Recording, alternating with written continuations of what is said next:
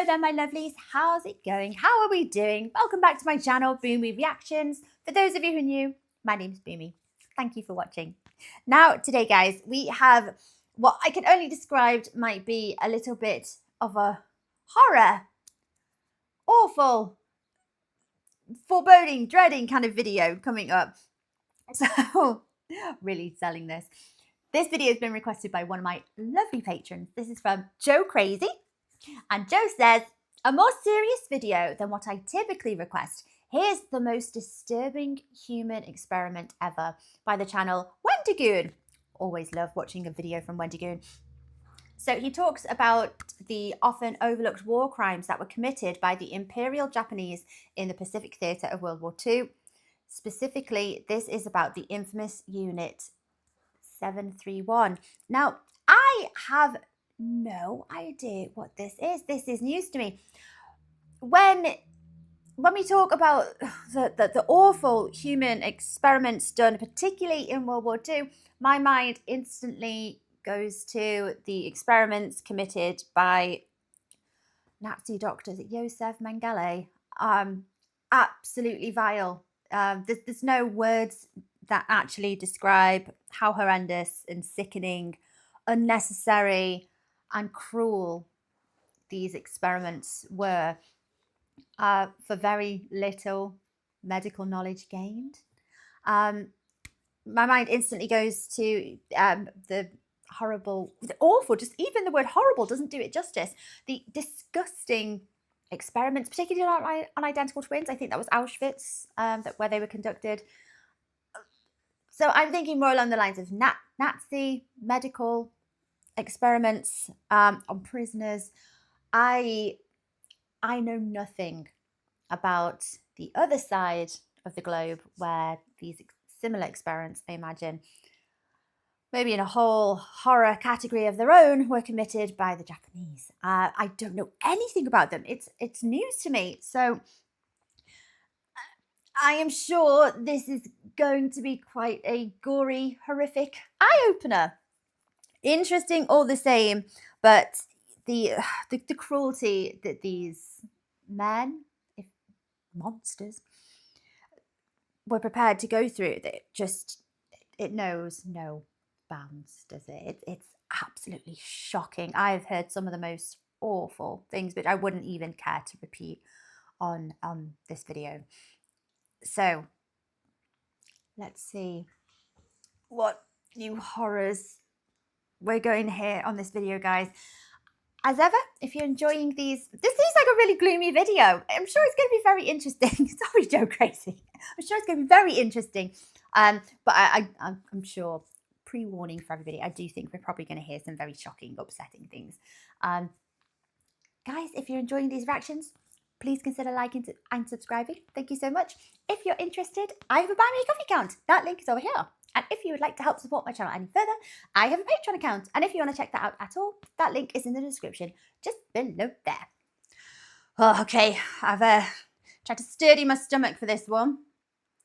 I hope it's not going to make me cry. When discussing humanity's history and tales from our past, it's often comforting to look at those stories through a lens of superiority. After all, Yes. in the modern age, people have more information and are more connected to each other than they ever have been before. So when we look back at tragedies and atrocities that people have committed, it's easy to apply a label of ignorance and just say that they weren't in the same position that we are now, so it makes sense that they did the things they did. But regardless of any label or explanation that you could come up with, it's hard to justify the evils of Unit 731. I wholeheartedly agree with talking about the Nazi experiments as well. I don't think there was any necessity for how cruel and awful and how just the sheer humiliation of some of the things that they did. You can't even claim that they're in the name of science. There was nothing gained. There was very, very little valuable scientific knowledge gained from what happened. So yes, I think similarly, we're going to hear some things, similar things from Japan. Unit 731 was officially a public health department within Japan during World War II. Although now we know, as the years have revealed, Unit 731 was in actuality perhaps the most disturbing case of human experimentation ever. The actions that Unit 731 did for the perseverance of a country and an idea is hard to imagine any person doing for whatever selfish reason, much less the entire efforts of a military and government. So today, we're going to talk about the history and tragedy of Unit 731, as well as the incredible injustice that befell everything in the end. Now, before we get started, I just want to mention that while I am going to be careful with my language and not be too explicit with some of my wording or details, the topics we're going to be broaching still relate to intense violence against women, children, prisoners of war, civilians, and all manner of executions, both standard and barbaric. And while A disclaimer that some of them are going to sound absolutely horrendous, because they were horrendous. Just a good point that was mentioned there. It's quite easy to write off the ideologies of one individual person as being absolutely psychotic, delusional, very disturbed. It's very difficult to write off the same ideology if it was carried out by a country's military. That's not one person being an example of being absolutely deranged. It's a cruel establishment, isn't it? It's a horrible thought how, you can't. There's no justification just for one person having wanting to do such vile things, even in the name of science. But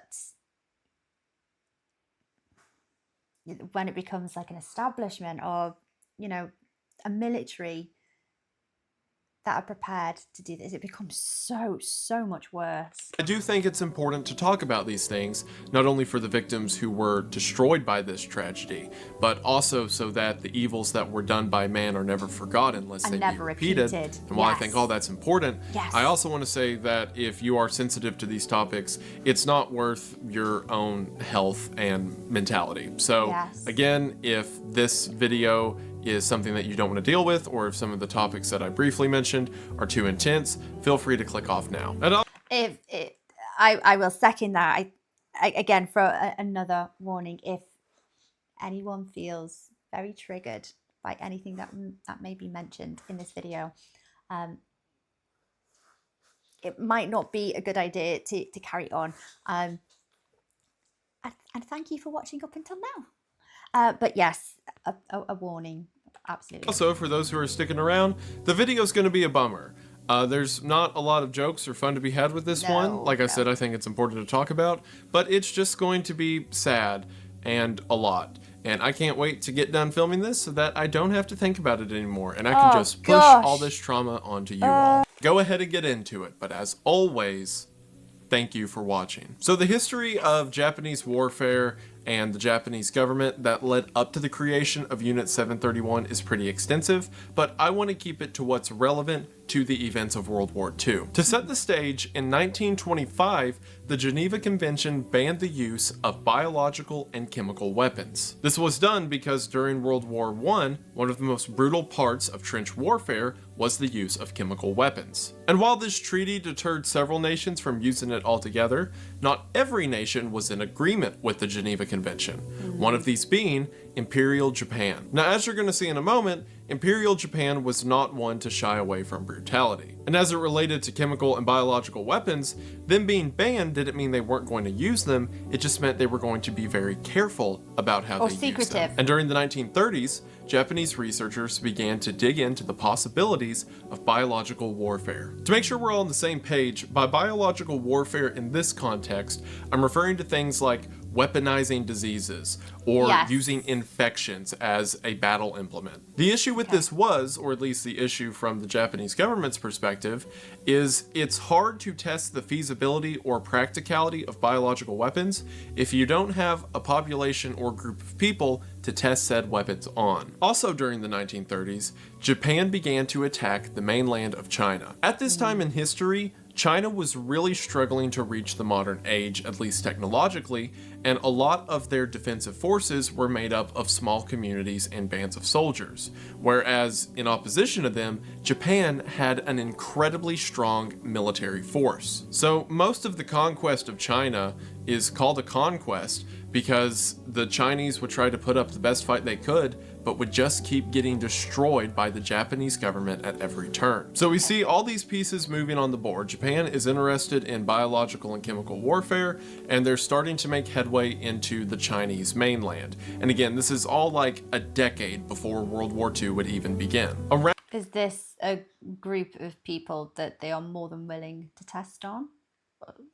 Around this time, the Japanese Surgeon General named Shiro Ishii came forward and said that Japan needs to make headway into biological warfare because everyone could tell a war was on the horizon, and if Japan doesn't get to it first, then one of the other powers, like the United States, might beat them to it. The Japanese government, being in agreement at this concept of a biological arms race, in 1932 appointed Ishii as the head of the Army Epidemic Prevention Research Laboratory. Publicly, the purpose of this laboratory was to investigate cures for illnesses and diseases and prevent diseases, not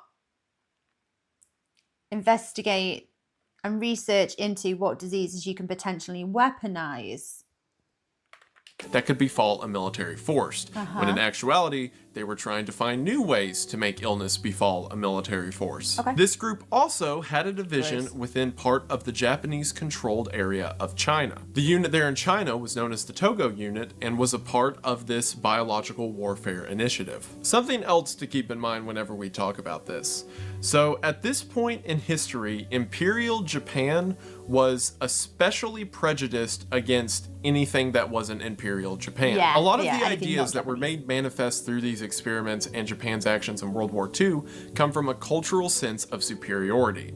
As a matter of fact, a superiority that's so strong, it justifies taking over and controlling everyone else. Because of that, several members of the Japanese government and military saw anyone who opposed them as less than human, or at least less than Japanese. And if you'll remember what I mentioned earlier, it's hard to test biological weapons without test subjects. So the Togo unit decided early on that the perfect way to test these new weapons and ideas was with residents of mainland China. Initially, this research was carried out at a location known as the Zongma Fortress. The fortress was an old castle-like structure that was built in Manchuria, China, and was repurposed for the Togo unit's needs. The early experiments at the Zongma Fortress typically consisted of bringing in civilians from mainland China and throwing them in the various rooms of the fortress that were converted into prison cells. Inside of these cells, initially, the subjects would be fed well and kept up to good health, and then at that point, the experimentation could begin. Taking these now healthy test subjects, the researchers would then do things like slowly bleed them out over the course of several days, or dehydrate or starve them to see what the effects of the body would be and how long the subject could survive. Again, this was all done in the name of better understanding the limits of the human body. During the course, I think that might have been a justification at the time, but I doubt to what extent that's actually the purpose. Of these tests, they would also be subjected to various diseases like the bubonic plague, and at various stages of infection, the subjects would be vivisected, or a live dissection, most often while the subject was still conscious. This was done to see firsthand what the effects of certain diseases do to someone's internal system. These experiments would pale in comparison to what this group of researchers would go on to do. Things were kind of tenuous at the Zongma Fortress. Again, at this point, it's a group of researchers, not soldiers, who are doing this.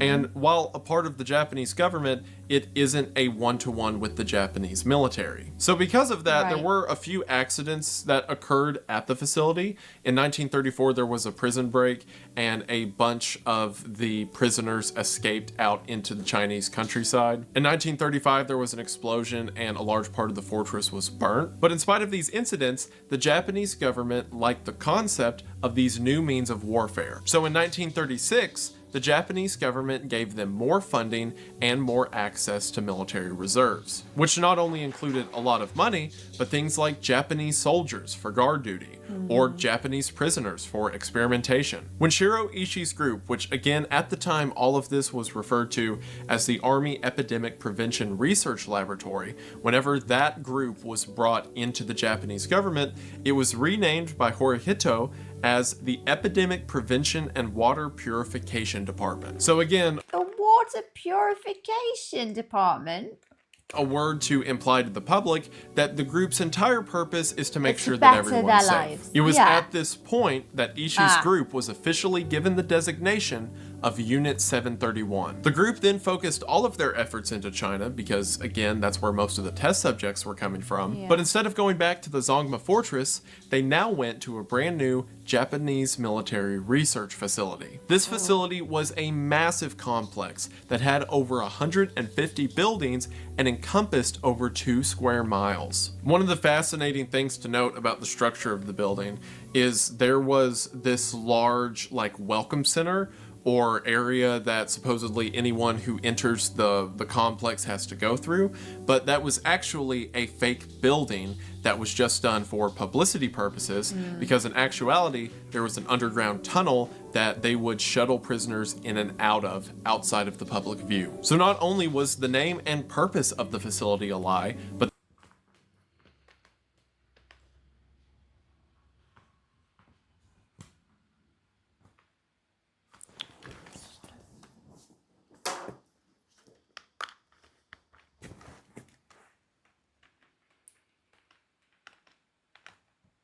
the actual structure and some of the buildings of the facility were a lie as well. So I can imagine as well being given a new military-backed facility. It's bigger. It can hide under the veil of secrecy, on a need-to-know basis. And it's just a more invested in facility because now it's got military funding. Ugh. As the majority of experiments took place in these underground tunnels and cells. Now, into the late 30s, as Japan began to take over more of China, there were other facilities that began to pop up that were also a part of Unit 731, but the primary experiments and travesties that happened took place at this large facility located near Pingfang. And by 1939, Unit 731 consisted of over 10,000 individuals. Now, not all of these 10,000 members were a part of human experimentation. You gotta understand, Unit 731 is encompassing the way diseases could be treated, how diseases may be made manifest, and a lot of the experiments that were happening at these other facilities might have been legitimate or had some purpose other than torture. Yeah, literally were research into disease or the prevention of disease. Okay.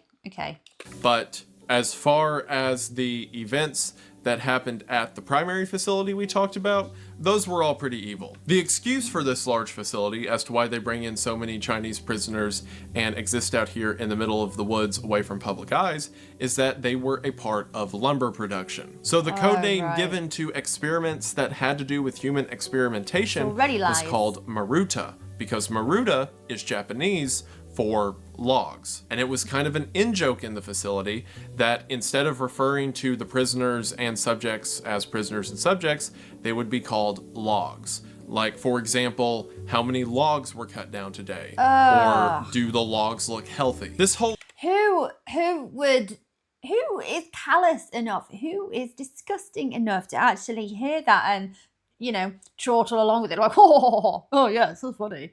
It's horrible. Code word thing would keep up through a lot of Unit 731's research. For example, several of the researchers who performed the experiments on prisoners firsthand would publish their findings, but they would publish them saying that it was a long-tailed primate that they did it to, or in some instances even referring to these subjects as Manchurian monkeys. Again, the Japanese government knew what was happening, but the rest of the world didn't, and the Japanese government would prefer to keep it that way. A lot of the numbers vary, considering several researchers probably came and went during the height of World War II whenever these experiments were at their worst, but at least one point, Unit 731 had about 300 researchers as a part of the Maruta or human experiments at this primary facility. So, what kind of experiments were happening here at this primary facility of Unit 731 that I have been trying to put off talking about and talking about all the other aspects of it so I don't have to get to it. I can actually see the trauma in his eyes. You know, he's had to research this extensively, and I can actually see it. He doesn't want to talk about it because it's so horrible.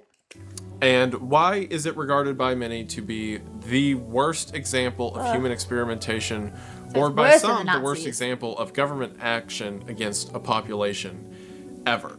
So I guess I need to talk about that now. And this is your final warning. Click off if you don't want to hear about it. And I don't blame you. So let's start with how the prisoners got to the facility in the first place. As mentioned, the majority of the subjects were people from the Chinese mainland.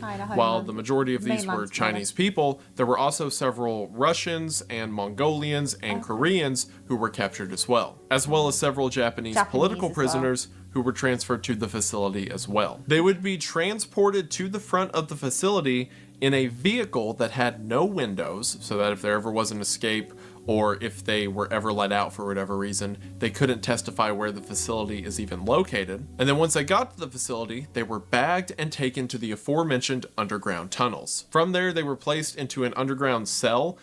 Most of them on their way in would be given a vaccine for their own health upon entry, when in actuality they were being injected with various diseases, and the disease would change based on whatever study the researchers were currently carrying out. Exact estimates of how many people were taken prisoner are kind of nebulous. On the most conservative end of the spectrum, it's about 3,000, but that number could be as high as 30 or 40,000 people who were actually taken to the facility. However many the true number might be, no one ever survived the Unit 731 experiments. The reason no one's sure how many died in the first place, and it took so long for this information to come out, is because no one that ever walked into that building ever walked back out. Yes, and that obviously, I imagine this is just kept very, very secret by the military, obviously given the nature of it as well. So yeah, if you were sent there, I imagine it became not public knowledge, but kind of well-known knowledge that you were never ever going to come out. There's no cure for whatever they give you. They have no intention of curing anything. It's a death sentence. So what happened to these prisoners? Well, the thing I mentioned that happened at the Togo facility, the stuff about them being made healthy just so they could be bled out and dehydrated, that was still happening, but that was the least of the prisoners' worries. The average lifespan of a prisoner at Unit 731 was about 2 months. If you were lucky, then you were killed quickly in one of the conventional weapon experiments. These experiments were exactly what they sound like. They would take several of the prisoners and place them in a courtyard. One of the things they would do is they would place people in rings at various distances from each other and then throw a hand grenade in the middle to see what lethality the grenade had out to these different rings of people. They would set people on fire with flamethrowers and see how long it took them to burn up. They would line up people in a straight row and then shoot them with rifles and pistols to see the penetration capability. They would sharpen bladed weapons to various degrees to see how sharp a knife needed to be to fully cut through somebody. And of course, as mentioned, this was all done to participants who were fully awake and conscious of the death they experienced. And again, that's if you were lucky. If you were unlucky, then you were a part of the disease trials. So the disease trials were similar to the things mentioned in the Togo unit, where they would infect people with things like the plague and then dissect them while they're alive to see the various stages of infection within the body. But they had been doing the bubonic plague research for years at this point. Again, the time period we're talking about now is generally like 1940, 1941. So now, as far as I'm aware, the bubonic plague, I mean, this could be a very, very naive or ignorant statement. I did not believe at that point in time that there were countries that, you know, had a problem with bubonic plague outbreaks. I associate this as being quite a medieval. Yes, I am speaking for Europe, so maybe it's different elsewhere. But why? How could your government justify researching bubonic plague and the disease prevention, blah, blah, blah, blah, when you don't have an issue with bubonic plague epidemics? You're obviously manipulating it for warfare. No? I mean, again, guys, that might be a really uneducated or uninformed question, but that's the first thing that jumps to my mind. Like, medical research that goes on these days, why would you go through those lengths to inject people with this disease and study it if it's not actually a problem within your nation? So the plague research has moved on to much larger demographics. Again, a lot of the records of Unit 731 were destroyed at the end of the war, but from what we know, there was at least 12 field tests of things like the bubonic plague, and 11 of them took place in Chinese cities. So Unit 731 researchers would deposit plague-infected fleas into the middle of a Chinese populace or infect their wells and homes with things like typhoid. And then these researchers would watch from a distance and then walk through these decayed cities in their sterile garbs, recording the number of casualties. At the very least, tens of thousands of people died immediately from these large-scale weapon tests. Entire countrysides of people were destroyed by infected fleas that were simply thrown out in a clay pot. It's not even a controlled experiment. I mean, there's absolutely, it's the most unethical thing. It's disgusting. But you can't even justify the outcome. You don't learn anything from it because you're not even, this is just an excuse to kill. It's an excuse to be cruel because you're not even, it's not a controlled experiment. So it has very, very little value. At the facility, the feasibility of chemical and biological weapons was being tested as well. They would have prisoners stand out in fields wearing different layers of protection, from completely naked to normal clothes to gas masks and what have you, and then they would just bombard them with things like mustard gas or sulfur gas and see how long it takes them to die at whatever stage of protection they're in. Another thing that the researchers were interested in was weaponizing venereal diseases. So to do this, they purposefully infected a bunch of people with STDs. However, the injections of the STDs tended to not take properly, so as an alternative, male and female prisoners were led into cells and then at gunpoint forced to transfer the diseases. And as mentioned previously, at various stages of the disease's progression, the individual would be vivisected to see what it's doing to the body. And even all of that is within the realm of feasibility. As evil, as depraved, as monstrous as it is, you can wrap your head around the concept of, okay, well, if someone really, really believed that the people they were torturing aren't really people, and that this is all for the greater good, you can see a purpose, to them at least, they can see a purpose at the end of the tunnel as to why they're doing this, right? Well, that's before we get into what I can only describe as Machiavellian torture methods. I don't believe there is any value in this. You want to study venereal disease, at least in a controlled way, have willing participants. Go to a brothel. Go and pay. Go and pay your your patients, treat them, and at the same time learn, pay them for their time. There's lots of venereal disease that happens in brothels. You have the means. You're taking an opportunity to just torture people and be cruel. Because sure, they're wanting to use new diseases in the war, so they gotta test those, right? But some of the other stuff they did was simply no other explanation than depravity, or at least none other than I can think of. So to just read off a few of the things that happened at Unit 731, and again, these are things that records were not destroyed of, and people would later confess to. So if it's possible, it is very likely that worse stuff than this happened as well. People were cut open while alive and had various organs removed before they were stitched back up to just see what would happen. So for example, cutting out someone's lower GI tract to see how long it takes them to die from that, taking out someone's stomach and attaching their gut to their throat to see what that does. People had their limbs cut off, in some cases to visualize how long it took for someone to bleed out, but in other cases, they would saw off both arms and then switch the shoulder that the arm was attached to just to see if the body could reattach it. People were placed inside of low pressure chambers and the pressure cranked up to see how long it took for things like their eyes to fly out or their chest to implode. People were hung upside down by ropes tied to their ankles to see how long it took them to die from blood pressure to the head. People had very large and heavy objects like crates and rocks dropped on them to see how much force it took to kill someone from being crushed. People were placed inside of centrifuges and the speed ramped up until they were dead to see how much G-force it took to kill someone. You don't need to know that. You don't need to. That it doesn't justify anything. I know we're all of like-minded agreements in that, but just to state the obvious, that is unbelievably unnecessary.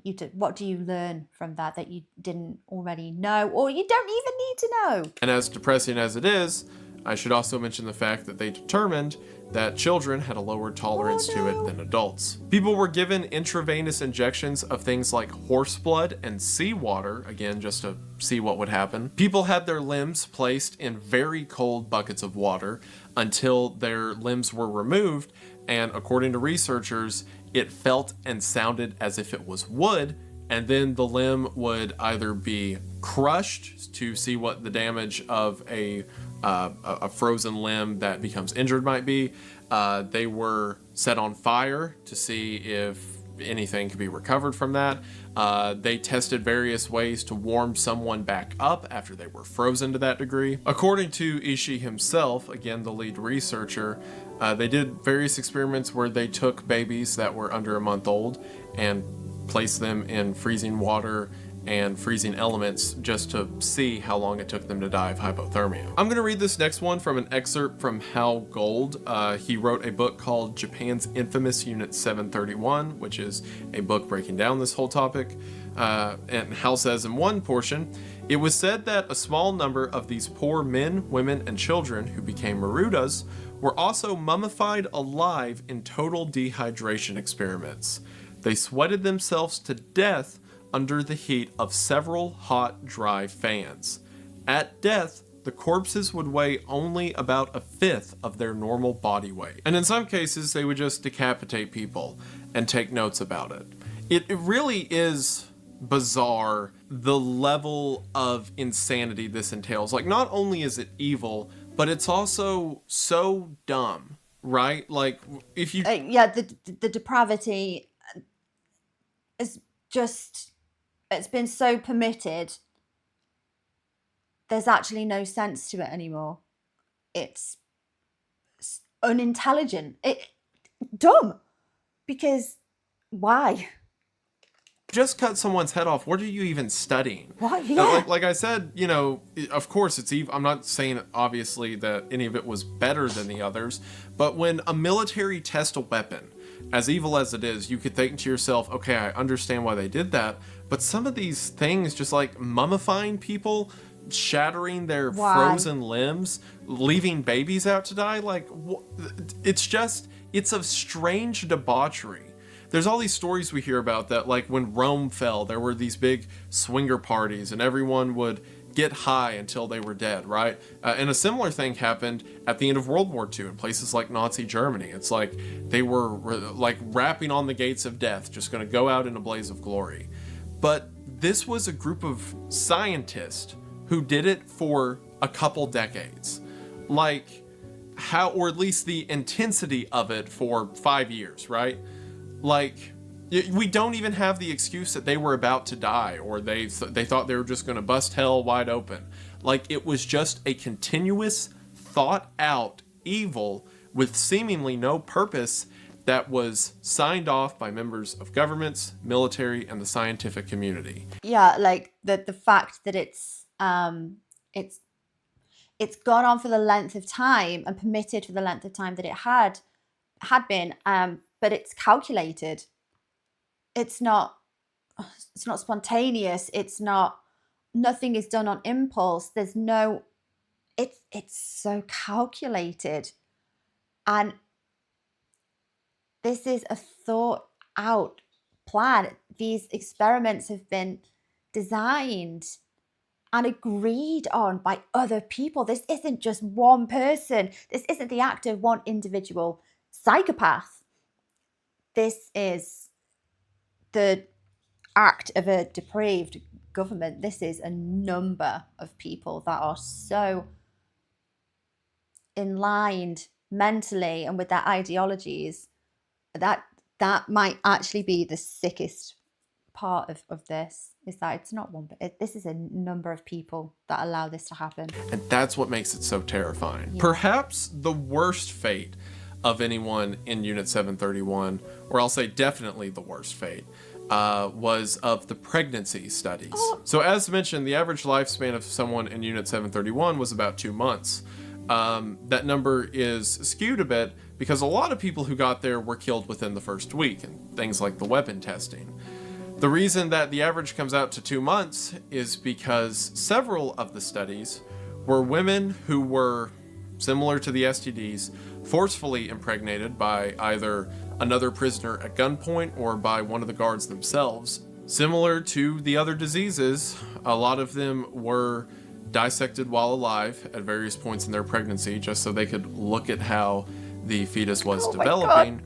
And in other cases, the women were effectively used as a breeding stock so that the researchers could have a fresh batch of infants for several of their tests, like the hypothermia test as mentioned earlier. And you know what gets me about it? Like, I've looked at so many disturbing things. As a matter of fact, I knew a lot about Unit 731 because I covered it on the disturbing movie Iceberg. There's a film that I should have looked up before I started recording. There's two of them. There's Philosophy of a Knife, which I talked about in the disturbing movie Iceberg, and Men Behind the Sun. Both of them go into graphic detail about what happened at Unit 731.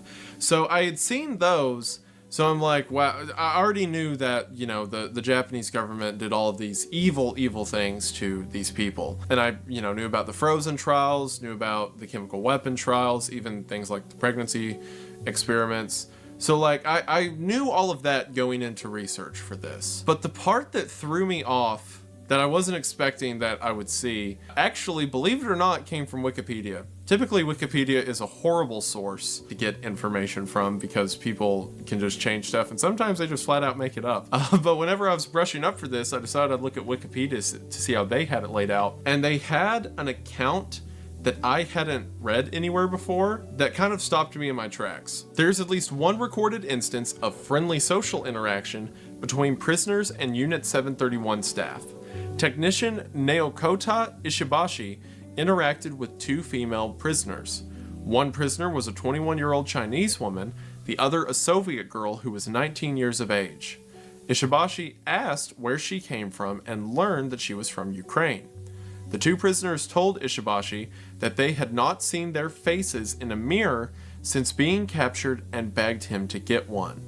Ishibashi sneaked a mirror to them through a hole in the cell door. And that bothers me so much more than a lot of the other information I read. And the reason for that is because, again, I'm pretty desensitized to just brutality, right?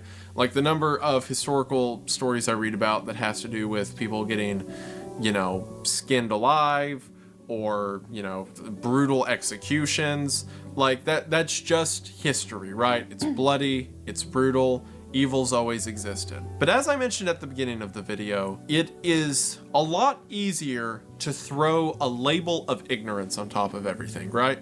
Like we take it for granted in the modern age because everyone's hyper connected by the internet, right? Like what you're watching this video on right now. And it's really easy for us to take human connection for granted. To just say, well, of course, I know that this other group of people is of equal worth as myself because I talk to them. I know several of them. I experience it. And it's easy to go in with that mindset and look at history and be like, oh, well, yeah, I could see how the Imperial Japanese would, be so tricked by their government because they just weren't as educated. They weren't as enlightened as we were, right?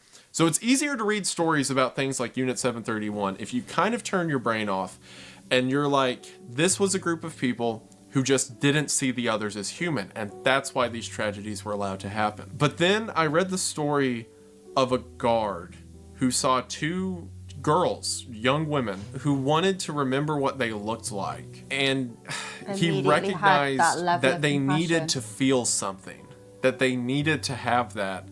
So he broke rules and snuck them a mirror. And it made me cold. Because then it's not just a person who let themselves get tricked and convince themselves that they were dealing with cattle, right?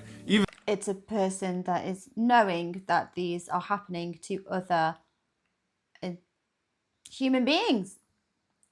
That they're not in any way inferior. They're from a different country. And it still happens. And as a guard, you are escorting them into the lab to have these experiments done. Which, if these experiments were done with animals, I think we'd all still agree that it's evil and terrible. But maybe that was his mindset, right? That he's just dealing with animals. But to read that he took pity on a girl who two girls who wanted to remember what they looked like, terrified me. Because at least some of them were fully aware that these people were suffering and that was wrong. Not just that they were suffering and this was for the greater good, but that they were suffering and something should be done. And in spite of that, it kept happening. It was such a powerful force of government and people and the greater good that these tragedies kept going on, and the people who participated were well aware of the pain they were inflicting and didn't stop it. And that is so much worse than a group of people who were just following their orders and turned off their ears. This guy still had ears, he was still listening, and he kept following those orders. They're not that desensitized that they recognize the prisoners as subhuman. That's not true. They're very aware that the prisoners are just other human beings and it's going to happen anyway. So that level, there is no justification for this, but if that was ever used as a reason for justification that, nations were desensitized to it because they felt so far removed from the people that had these experiments done to them, they felt that they were told or brought up to believe that they were subhuman, they were lesser to them. But that's not true. That you can remove that excuse from that. And along that same note of kind of the illusion of us versus them fading, there was one, I believe he was a guard there. Some said guard, some said he was like a research assistant. Someone who wasn't a high-ranking researcher named Yoshio Sudo, who got infected with the plague while he was there because, everyone's dealing with these volatile diseases. So one of the workers gets infected. So they cut that guy open. Like, I guess they figured, well, he's a test subject now, we're not going to let him go to waste. Who cares if he's Japanese? And they sliced him open too. It's interesting, while kind of the Japanese government's idea was, well, we're more important than they are, so they can suffer. But we see these glimpses of the Japanese who are infected being treated the same as everyone else who's infected. I get what he's saying here. I think that there is a chance that he could have done something that he shouldn't have. Whatever research he was, I don't know, maybe he made a mistake. You can't sack your staff at this facility. You can't let them go. They know very, very secretive information. They know what's going on here. Are they going to just go and work at another facility back in Japan? What are they going to do? They're going to go back home and they're going to repeat the information. I think it's a death sentence. It's because you can't have personnel leave and tell people what's happened there. I mean, it wouldn't surprise me if it wasn't an accident. He didn't accidentally catch the plague from one of the patients. It's been very intentional, and you don't leave. Even as a member of staff, you don't leave here. And also the Japanese recognizing that these people have emotions and feelings, and it makes the situation so much more scary in the end. And I think one of the reasons it is so scary is because, again, we read a lot of stories like this, and it's comforting to think, oh, well, if they just knew better, right? Like, oh, well, maybe if they didn't have to struggle for resources as much, or maybe if they were allowed to experience humanity from this other side that they seem to hate so much, maybe then, you know, they wouldn't have had to do the awful things they did, right? It's easier to read a lot of history that way. But you see instances like that, and it's dreadful, the idea that, sure, they had all that, it didn't change anything. Near the end of World War II, the Japanese government got desperate and decided to rely on Unit 731 for some kind of drastic measure against the United States. So, using the bubonic plague research that the Japanese had figured out, again by testing it on residents of China, the Japanese government put together a plan called Operation Cherry Blossoms at Night. The plan for this was to release the bubonic plague on San Francisco, and the attack was scheduled to take place on September the 22nd of 1945. But this plan never came to fruition because just over a month before September 22nd, America dropped the atomic bombs on Japan and ended the war. In these final days of the war, the members of Unit 731 realized that the war courts would not err in their favor and decided to destroy whatever evidence they could. And of course, this evidence began with the prisoners, who were forced to either ingest poison or be shot before the facility itself was set on fire and most of the documents and research destroyed. And as mentioned, no one who ever entered Unit 731 as a prisoner ever walked out.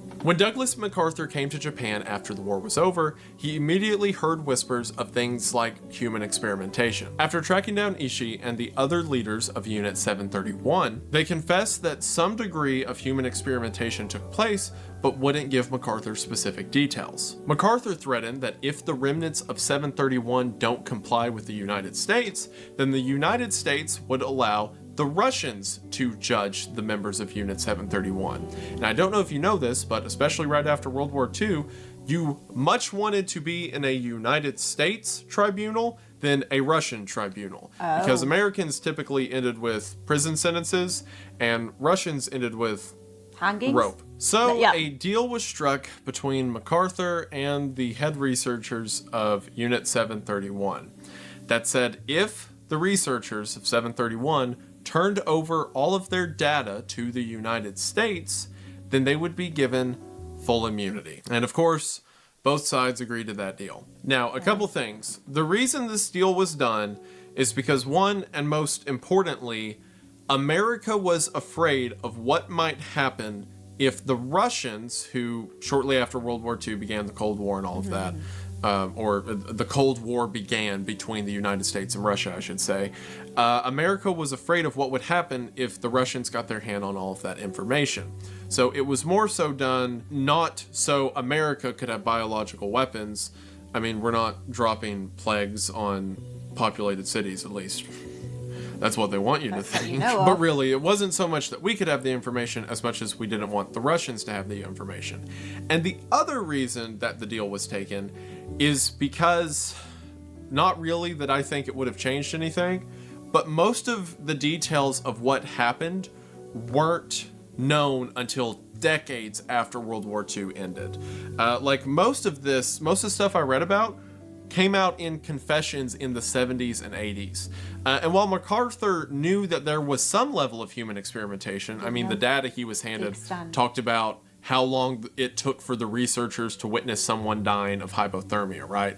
Like, he couldn't have been totally dumb to it, but at least the brutality and methods of it, they probably weren't aware of at the time. Not that I think that would have stopped them from it, but maybe they wouldn't have given full immunity. Maybe I just like to think they wouldn't have given them full immunity if they knew the full extent, but... Was it never an option on the table to hand over these Japanese researchers, whoever they found, to be accountable for these vile acts? Would it not have been more fitting to hand them over to the Chinese authority? I naturally want to think that the Chinese government at this point are just itching to get their hands on them because they've been mass murdering their citizens. Or am I being naive again? Would that not have been... What? Why didn't that happen? Let me know. Again, it could be totally living in Boomy Disneyland. And naive. But why didn't that happen? Whatever, it still happened. Now keep in mind, to the public at that time, none of this had ever happened. To the Japanese government, to the Chinese, Unit 731 was a crazy conspiracy theory if you thought anything weird was happening out there, because it's just for public health and lumber for some reason. So whenever the immunity deal was made, part of the deal was that America would keep up the lie that nothing ever happened at Unit 731, and all of the members of Unit 731 could change their name, and America wouldn't release their identities to the public. So after America makes this whole plea deal with them, eventually Russia shows up, and they actually have a trial for some of the members of Unit 731, and as you can imagine, didn't care to consult the US over it. So Russia holds a trial, and they end up getting 12 people who they can confirm were in Unit 731. And the sentences for those 12 who were found guilty were 2 to 25 years in a labor camp, of which the most any of them served was 7 years. Now, if you know anything about Russian history with war crimes, the idea that these men weren't shot or hanged is absurd. Shocking. Especially that they ended up just serving 2 to 7 years, respectively for different people. What's going on there? That is insane. How did that happen? Well, if you'll remember, the American deal with the Russians wasn't made official until like the 80s, and some researchers were going to talk about, put in the work and made it come to be. So the fact that the Russians show up, they talk to the Japanese for a while, and only a few of the 731 researchers get like 5 years in prison, it is pretty much guaranteed that the Russians made a deal with the Japanese, very similar to the deal America made with them. So at the end of the day, this group of people who were monstrous demons even committed a massive amount of bloodshed and misery. And then when the going got tough, they sold that bloodshed and misery to the highest bidder and got off scot-free. So ain't that a kick in the pants? Now again, none of this was public information, and it would have stayed that way if it wasn't for the work of various Japanese historians. See, again, Unit 731 for years was like a boogeyman.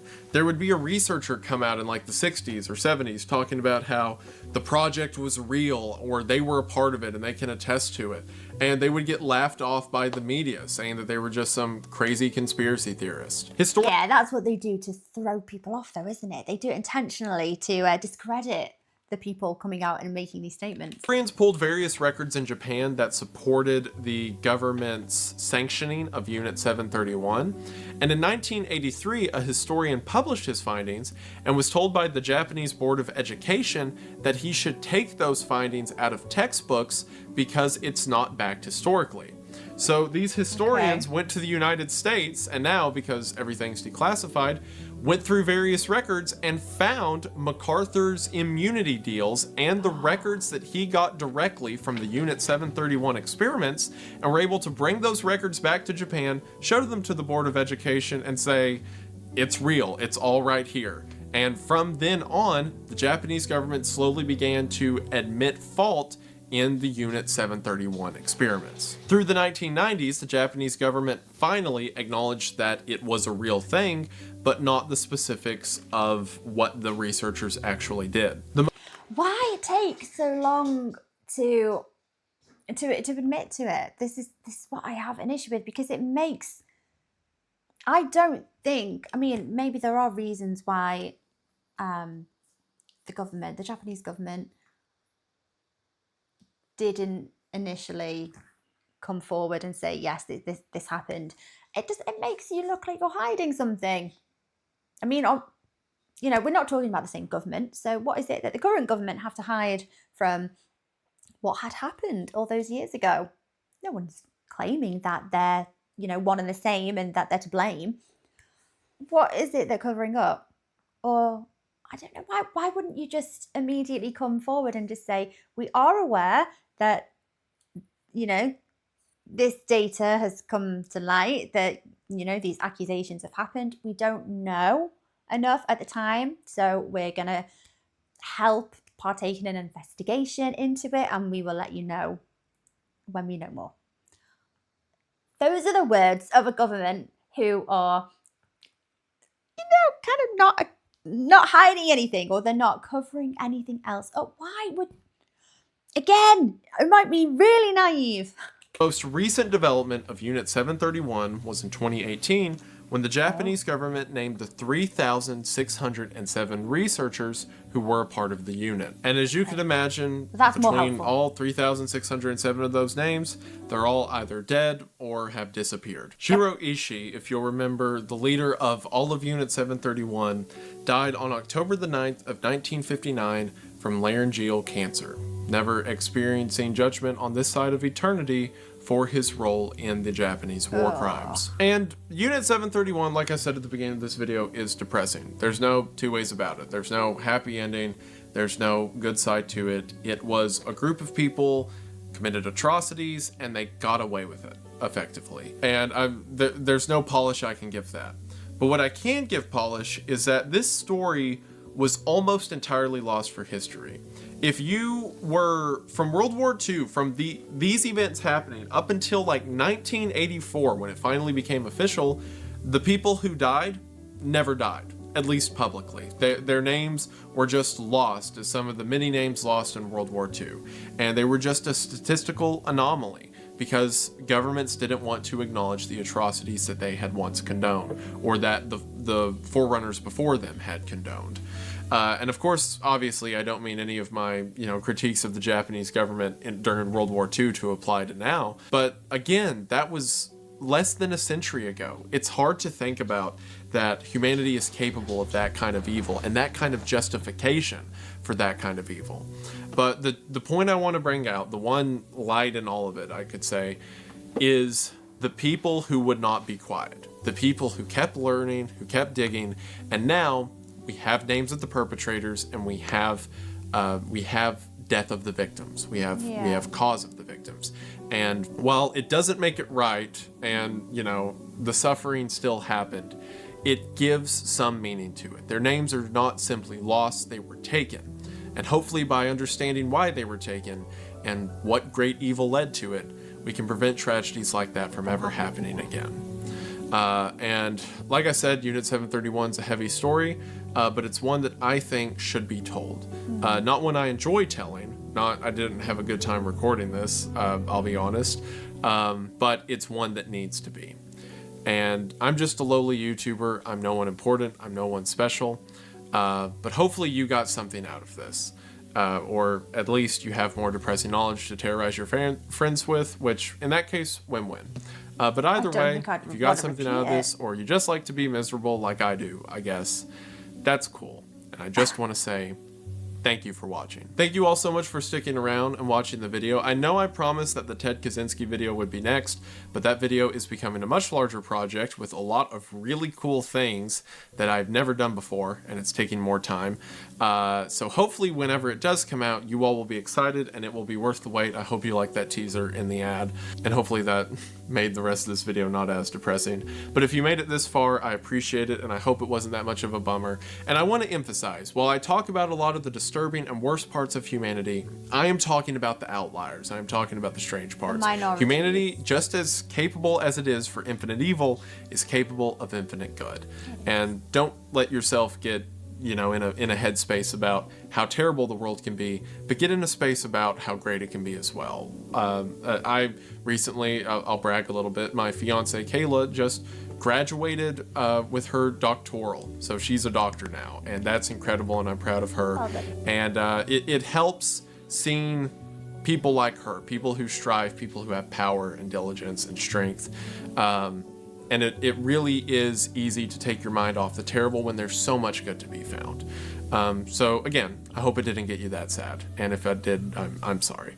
But I hope that you enjoyed a shorter video for now. But like I said, TED on the way. There will probably be another video in between this one and the TED one, because like I said, that's becoming a big one. But expect the TED video in June, and hopefully you enjoyed that. But until then, I just want to say thank you for watching. I hope that you enjoyed, and I will see you in the next one. Bye. Bye. Oh, bless him. You can see it. You can see in his eyes. He's been like sifting through that information and reading through all of these accounts, and the realization of the extent of the atrocities that were committed here, that's taken its toll on him, absolutely. Poor Wendigoon. I don't know his name. Isn't that awful? But I think stories like this, they are awful. They're horrible. And they make you, I think they just leave us just wanting to sob and cry. But it's so important that they're not forgotten, because, awful things like this, I'm not saying they're easy to happen, but the only good that can come from something like this is the notion that it won't happen again, because it's come to light. I mean, as much justice as possible is gained for the patients here and the victims and the families of anyone who is essentially kidnapped and tortured here. It's so important. The truth serves as justice in cases like this. The most awful thing is that the puppeteer, the master of this disgusting, evil plan, was never brought to trial, never brought to justice, died without having to pay or show any remorse or explain. That's the worst thing. I mean, everything that happened is so horrific, but the only good you can take from it is that it's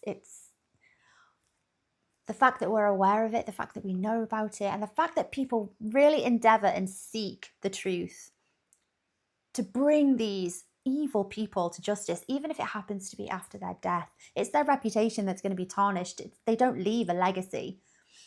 People will remember them as evil, horrible, awful people.